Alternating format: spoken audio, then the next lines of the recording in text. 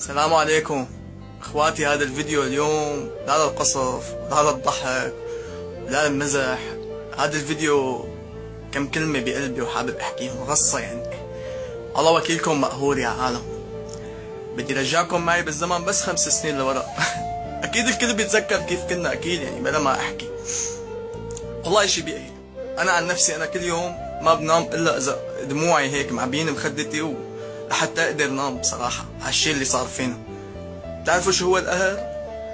القهر انه عم تشوف بلدك عم تتدمر قدامك ومو طالع بايدك تساوي شي. بتعرفوا شو هو القهر؟ القهر انه حرموك من اعز ناسك واهلك ورفقاتك وكمان مو طالع بايدك تساوي شي. بتعرفوا شو هو القهر؟ بيتك اللي ربيان فيه، اللي مقضي فيه احلى ايام عمرك طفولتك، يروح بقذيفة. بتعرفوا شو هو القهر؟ قهر على شباب هالبلد يلي راحت يا حوينتها، يلي راح شهيد ويلي طلع من البلد غصب عنه ويلي هلأ بالجيش مع هاد ولا مع هاد. بتعرفوا شو هو القهر؟ لما يجي واحد يمسكني بالشارع يقول لي انت شو جابك لعنا؟ انت سوري لاجئ. بتعرفوا شو هو القهر؟ لما يجي واحد من برا يسألني كيف سوريا؟ شلون اوضاع بسوريا؟ وانا اطلع فيه بنظرة وقلبي مفحم من جوا، بقول له عنا الاوضاع الحمد لله ما في اشي. بتعرفوا ليش؟ لانه اذا بدي جابه ما ولا ب10 سنين بخلص اللي بقلبي، لانه اللي صار فينا ما صار بحدا تاني.